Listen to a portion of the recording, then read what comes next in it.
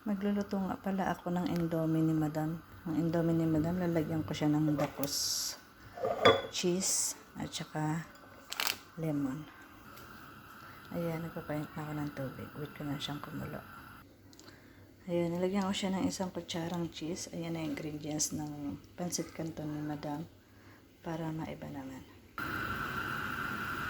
Ayan, nilagay ko na indomie dyan. Take ko lang siya maluto ng 2 minutes siguro. Ayan, minix ko lang siya. Para pagkaluto ng indomie, lalagay ko na lang siya.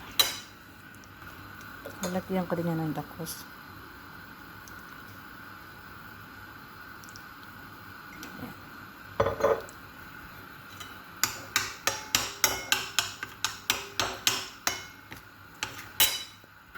Ayan, kumukulo na ang ating indomie. Ayan, salain lang natin. Luto ng ating pancit canton ni Madam. Ayan, nalagay natin siya. May tingit pa. Haluin. Ayan, ang aking lemon.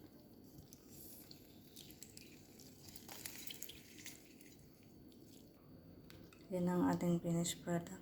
Sana magustuhan ni Madam. Dahil fasting si Madam. Thanks guys.